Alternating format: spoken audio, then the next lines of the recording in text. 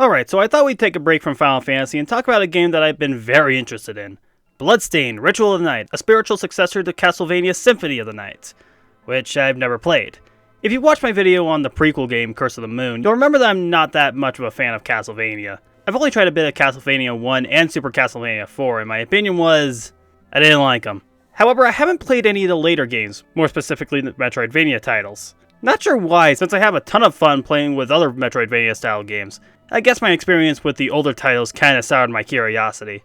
But yeah, despite not being interested in Castlevania, my excitement for this game was no more apparent. I'm not entirely sure how I was introduced to this game, but I knew it had a lot of talk surrounding it thanks to Konami being a load of garbage, and some of the employees left Konami to make their own franchises.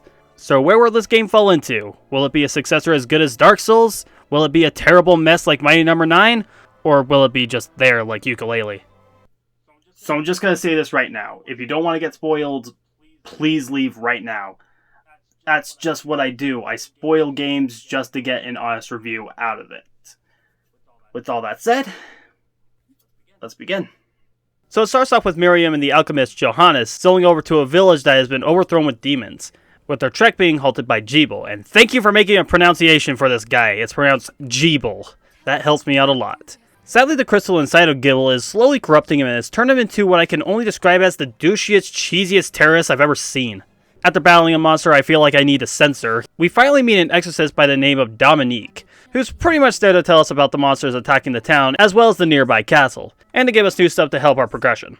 With that said, the next destination is the castle itself, where you go through interesting locations and many interesting enemies and characters along the way. As you progress, you will walk into recurring characters, starting with Alfred, who starts becoming a total bastard towards a person she deemed as a father figure, and talks mumbo jumbo about a book that Jeeble has in his possession. Instead of teaming up with them, he leaves after Johannes comes and talks to him.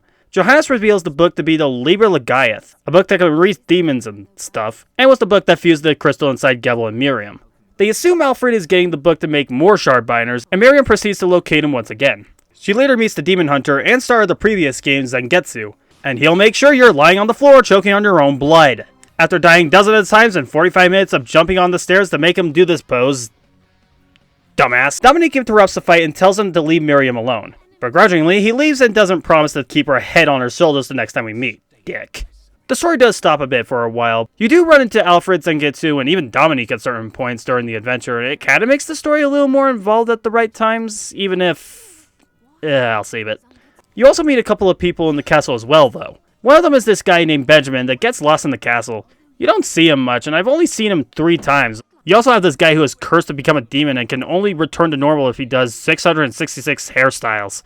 It's the dumbest thing I've ever heard, but it's charming, I guess. And you also find books for new hairstyles for him to try out, and I've used a couple of them for a small amount of time, but I did get creative with the dress colors. My favorites were what I dubbed the Cruella de Vil, especially with this hat that I found late game. This full-on red look that I called the Bloodstained Maiden, and the full-on black which I called Painted Black, which fit perfectly with the sunglasses I found earlier in the game, as well as this beret that I found soon afterward. Seriously, cosmetic changes like this make me really happy. The combination of the sunglasses, the beret, as well as the circle of pains I found, I soon dubbed Miriam the mildly annoyed artist. Art so powerful that it draws the blood of her enemies.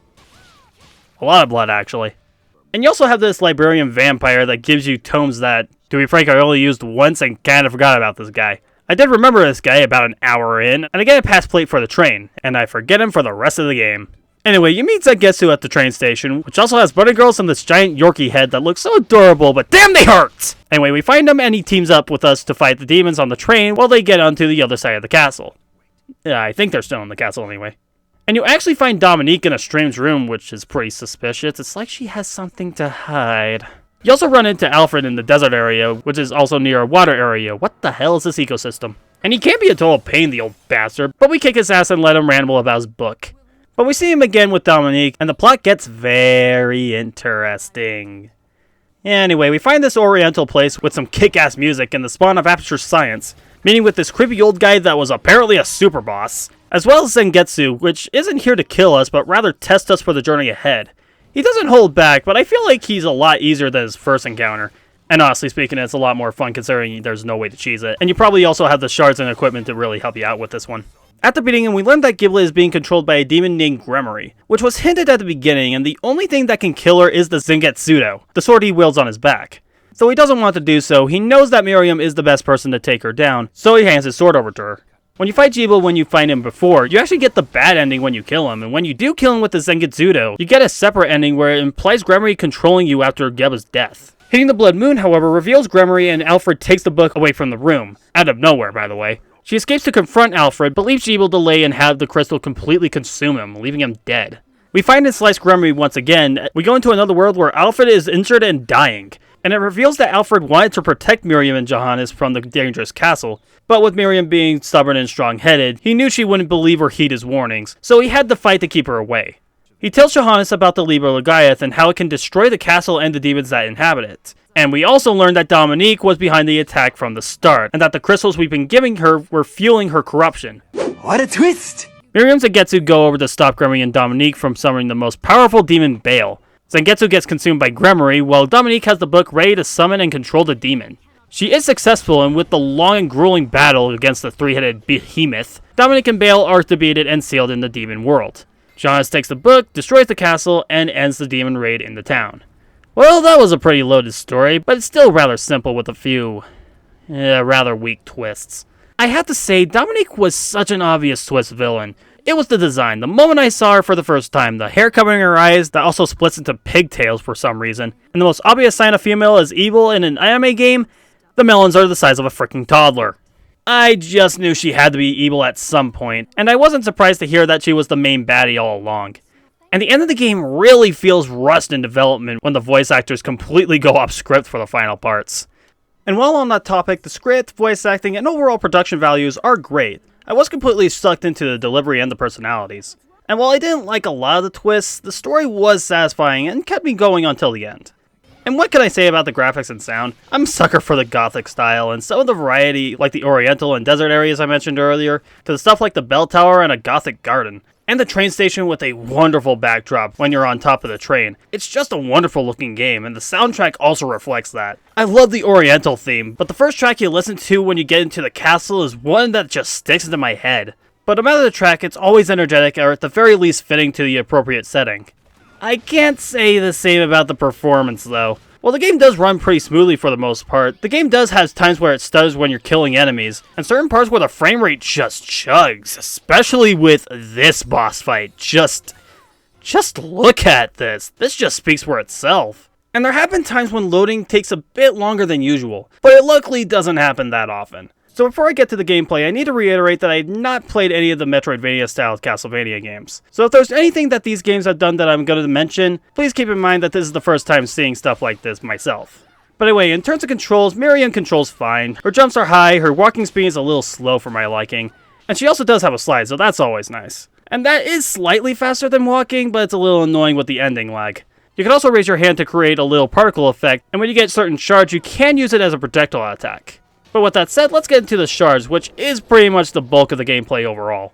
There are 6 types of shards you can collect from enemies, bosses, and specific jewel stands. Red shards tend to be offensive magic. I've only used a couple very frequently. The Cerulean Splash for early game is a good projectile attack, but when I got the Welcome Company, this became my main shard almost exclusively since it's a semi-shield with amazing offensive capabilities when you boost the power. Blue shards interact with the environment. These are the shards that I experimented the most, but I still generally relied on 1 or 2 specific shards. You get this giant hand that can move certain terrain, a shard that can turn you into a lily, this was kind of odd. And the other shard I collected was healing. As you'd expect, it heals you, but it drains your magic like nuts.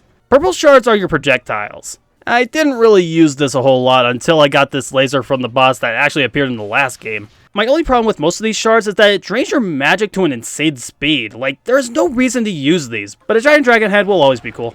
Yellow shards are your passive skills, and there's not really much to say there. The green shards hold your familiars, enemies that can help fight alongside you, aka the Silver Knight. This was the familiar I used for practically the entire game. He's the fastest familiar from what I gathered. He can attack multiple times, and when you rake him up, he gains this Arrow of Light move, which is a phenomenal long-range attack.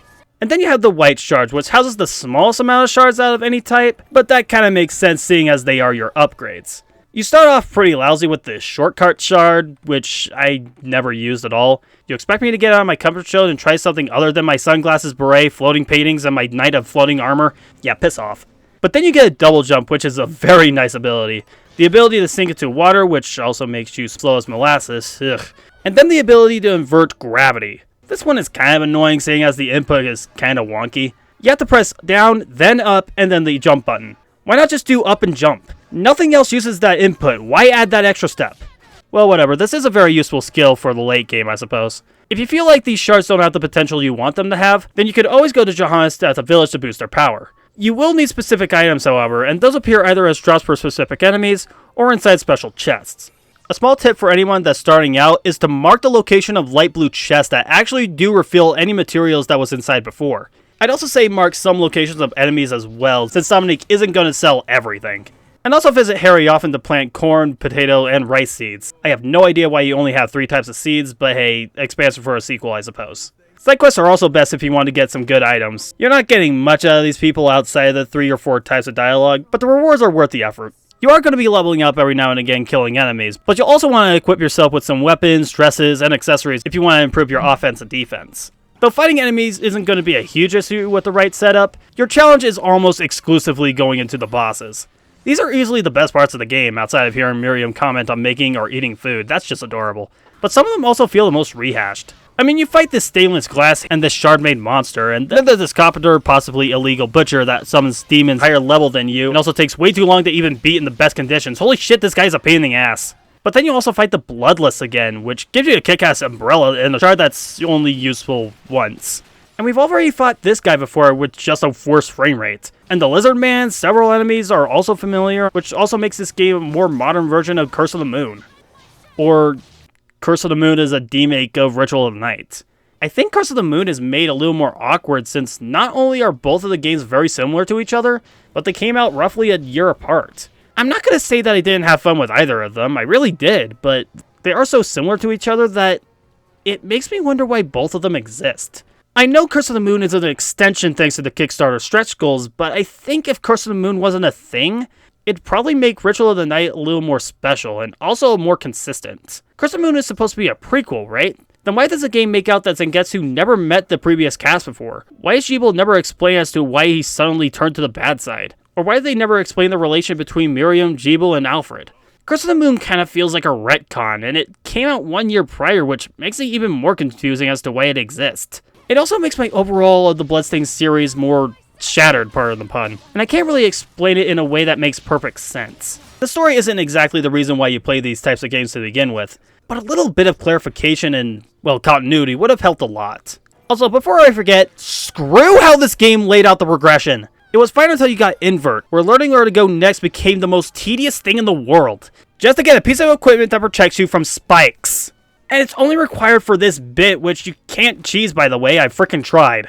Good lord, who thought hiding a required item in the most obscure spot in the castle was a good idea? What the frickin' hell, Iga, you sick bastard. Wait, is that Shovel Knight? Okay, Iga, now we're good. Anyway, despite all my problems with the game, Bloodstained Ritual of the Night met my expectations, but not much more. I loved how it played, I loved the characters, most of them anyway, and experimenting with different shards, creating new dishes and weapons, finding a rare 8-bit coin in the first hour of the game and learning, holy Marf! It didn't really give me that feeling of satisfaction games like Metroid or Shantae gives me. This might not turn me away from the CastleVania series though, I am interested in Symphony of the Night, and I wouldn't mind trying the GBA or DS titles, why not? As long as it's not this, and it's at least as fun as this game gave me, I think it's safe to say that I'll give it some love in the future. But not anytime soon. In fact, I need to get back to Final Fantasy. So, next time, we'll get to Final Fantasy 3 on the Nintendo DS.